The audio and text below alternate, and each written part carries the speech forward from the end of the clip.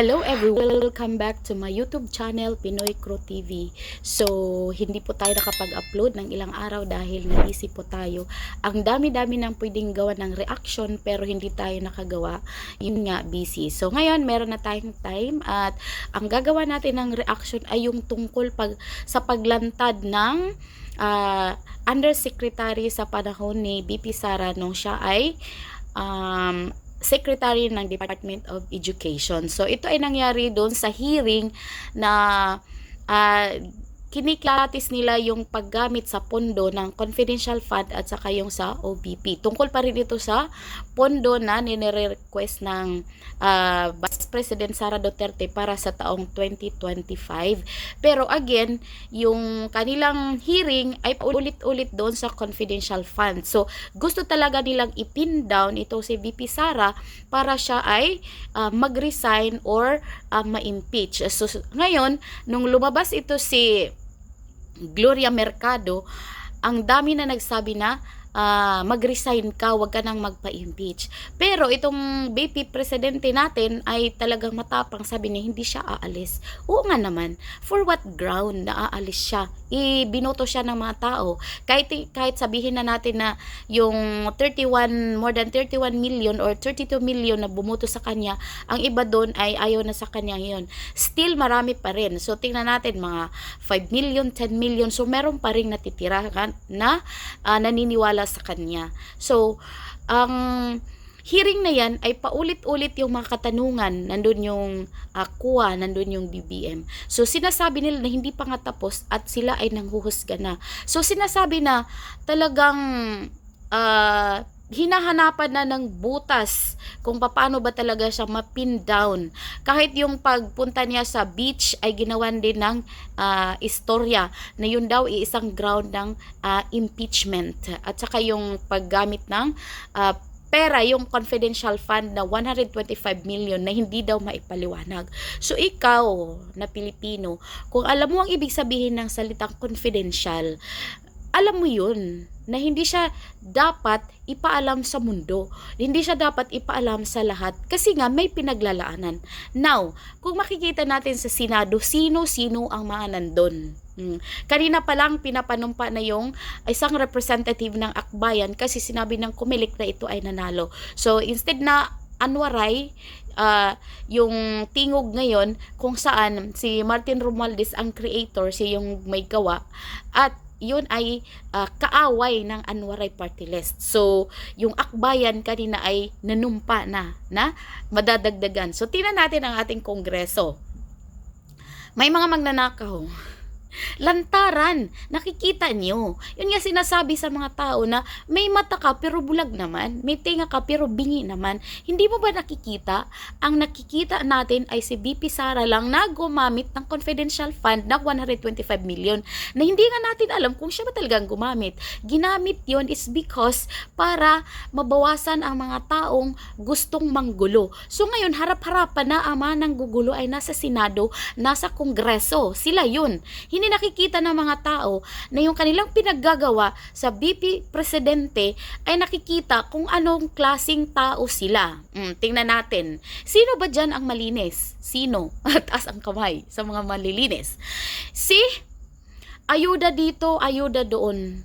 Sinasabi sa Supreme Court, sa saligang batas na ikaw mismo na nag-request ng budget at ikaw ang mamimigay, ayuda doon, ayuda dito. Bawal po yun. Pero anong ginagawa? Kung malalaman nyo, palagi kayong nakikinig, palagi kayong nanonood sa Facebook, sa mga hearing, makikita natin na tig 5,000 kayo. 5 kilong bugas. At saka doon, 15,000 para sa inyo. Tama ba yun? Ang mga tao ngayon, ang nasa isip kasi ay ayuda na lang. Ginagawa ng ayuda nation ang Pilipinas. Ang mga tao ayaw na magtrabaho. Gusto na lang sila ng ayuda. At ngayon, dinidiin itong si BP Sara na kayo ni team nila. Ano ang nangyari? So yung DepEd Undersecretary na ito, bakit siya lumabas ngayon lang? Matagal na yung hearing. August pa. September na yung, ngayon, malapit nang mag-October. Ngayon lang siya lumabas at ngayon lang siya lumantad na siya rin naman ay napatanggal bilang Undersecretary ng Department of Education dahil sa kanyang kagagawan. So, pakinggan natin kung sino si Undersecretary na ngayon ay ginagawa nilang whistleblower. So, dito, may sinasabi ni Crisit dito, isa tong defender ng Duterte. Itsura ng tita mong kontrabidang marites na mukhang pera at madaling tapalang salapi dahil gustong makasabay sa mga amiga niyang maayos ang buhay. Di ko sinasabing ganyan siya, sabi ko lang ganyan ang itsura niya. Probably the beady eyes. O, tingnan mo yung kanyang mukha, yung kanyang mata. Parang napaka-deceiving talaga siya, as in super. So, lahat na lang gagawin talaga ni Martin Tambaloslos Romualdez. Lahat na lang na kunyari kukuha ng mga whistleblowers, kunyari kukuha ng kung ano-ano dyan. Paulit-ulit, hindi nyo chine-check yung mga flood control na saan. Billions yun, hindi yun millions. At now, present yun, 2024, hindi yun 2022, 2023. Ba't hindi nyo hinahanap? Yung mga senador dyan, yung mga kongresista dyan na merong milyones na mga relos, milyones na mga bags, milyones na mga sasakyan na mga bulletproof pa. Hindi nyo tinatanong ang sarili nyo, kaninong pera yon? Saan sila kukuha? Mayaman ba sila? Negosyante ba sila? So yun na lang sana isipin natin bilang mga Pilipino. So mamaya ipaparinig ko sa inyo kung sino itong si Undersecretary Gloria Mercado. So wait lang kayo dyan. Ito na siya. That Okay, ayan na po this is siya. a very difficult thing to do, and I apologize to my children who didn't like me to join this this session, and also my colleagues who are my friends, but I have to read my statement. My name is Gloria Humamil Mercado, and I have dedicated over 40 years to public service and the government of the Philippines. In my last year with government, I serve as the Undersecretary for Human Resource and Organizational Development of the Department of Education. I was appointed as DepEd Undersecretary by President Marcos, as recommended by Vice President Sara Semerman Duterte in 2022, and I assumed office in August of 2022 in February 2022. Okay, And stop tayo. See? Ang mga manggagamit.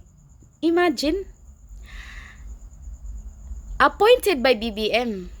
Bakit siya na-appoint? It's because of Sara Duterte na nag-recommend sa kanya. Oh, see? Recommended by Sara Duterte, Vice Presidente ng Pilipinas. Nirecommend siya na maging Undersecretary at inappoint siya ni BBM. It's because during those times, sila ay unity pa. Wala pang nangyayaring gamitan, wala pang nangyayaring traidoran, wala pang nangyayaring walang utang na loob. So itong si Mercado ay wala ding utang na loob. Imagine, ni-recommend siya ni Sara Duterte tapos ngayon kakaliwain na niya. Magkano ba? Magkano? Ba't ngayon ka lang lumantad? Kung binibigyan ka ng pera, simula noon, 9 times, sabi mo, buwan-buwan, dapat lumantad ka na noon kung talagang ayaw mo ng katiwalian. Gusto mo rin ng katiwalian, kaya ganyan. So ito, makikita natin na lahat ng resources ngayon ay ginagamit na ni Tambaloslos para mapin down niya itong si VP Sara Duterte. Pero tingnan natin kung ano ang mangyayari. Sino ang babaeng ito? Yan. I was designated as the head of the procuring entity of DepEd. As one of the signatories of DepEd's checking account, alongside Undersecretary for Finance, Annalyn Sevilla, I signed checks related to all funds and recall that some of the checks that I signed amounted to 37,500,000 pesos. Between February 2023 to September 2023, I received a total of 9 envelopes labeled Hope, my concurrent position at DepEd during that time. These envelopes were handed to me mostly by Assistant Secretary Sunshine Fajarda, which she says came directly from Vice President Duterte. what she would typically say as she hands the envelope. It would appear that I received this envelope by virtue of my office as Hope. Attorney Fajarda is the wife of Edward Fajarda, who is the... Okay. So, ayan, binigyan daw siya ng envelope. So, suhol daw yun. Yun ang sabi niya. Pero sinabi din niya na hindi daw niya, tawag nito, hindi daw niya kinuha. Tapos kung hindi niya kinuha, hindi na pinakaalaman, tinatanong na nasaan ang laman, wala naman laman nun. Sabi ng iba, baka natunaw daw dahil hindi niya kinuha. O ito, dito tayo. Sabi niya, wala siyang proof kahit na 50K ang laman ng envelope ni Sarah na binibigay sa kanya. Nalaman daw niya sa iba. See? So sabi dito, piragaba ang tanda na nito. Walang pinakatandaan. So nabuta siguro or nasula sa sobrika, di na niya alam kabakakon ibig sabihin sinungaling. Sinungaling siya, sabi daw. Siguro ayaw niyang makulong kaya inunahan na niya si BP thinking na correct move ang ginawa niya. At respetuhin siya kasi adyo na old auntie na siya. Inunahan na niya si BP. So si BP naman ay to the rescue. Kung nagpaano din siya, nagpa-presscon na sinabi niya na itong babaeng itong undersecretary na to na ginagawa nila ngayong whistleblower ay isang disgruntled person. Yun ang sabi ni BP Sara. Dapat siguro kung mag-akusa siya ng ganyan, dapat may papel siya. Tulad ng ako, pag inaakusahan ako, pag sumasagot ako, binibigay ko yung papel. Gloria Mercado is a disgruntled former employee of the Department of Education. She was let go because of loss of trust and confidence sa Office of the Secretary. Una niyang ginawa, well, hindi ko alam kung anong nauna, pero naka-strike 2 siya sa akin.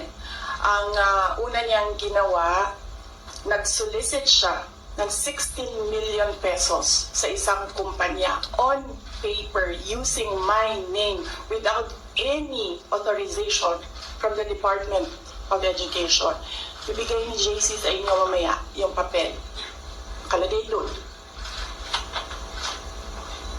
Pangalawa, noong nag-school visit ako sa Cebu,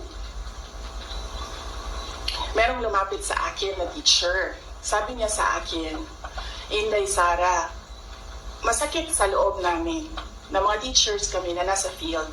Tapos merong humahawak ng teacher items na wala dito sa aming probinsya o wala dito sa aming region. So, pinakwento ko siya. Iyon naman yung purpose ng aking mga school visits, di ba, sa iba't ibang lugar na bansa. Sabi ko, one-on-one tayo, kwento mo lahat sa akin. And then it turned out, okay, so ikakat na natin si VP Sara. So, yun ang kanyang reklamo. So, itong Gloria Mercado na to ay nag-solicit, dala yung kanyang pangalan ng 60 million. Tapos pangalawa, yung nag-hire nga siya na walang item tapos nilagay niya sa office. So sana all naman. So pwede ka palang mag-hire ng walang item. Ganun yun. Kawawa naman ang mga tunay na mga teachers kagaya sa amin na tinatago yung item kasi binibigay sa iba. O ganun. So yun ang babaeng bagong whistleblower ngayon ng mga congressman na nandyan sa Senado. So kayo nang bahala na mga tao sa Pilipinas kasi kayo naman ang nandyan, tayo naman mga Pilipino, tayo ang magsasuffer. So yun lang po. Maraming salamat. Bye! Spent all my life holding all of it closely. I played it innocent, a feel of discontent. I'm finally facing it all, fearless.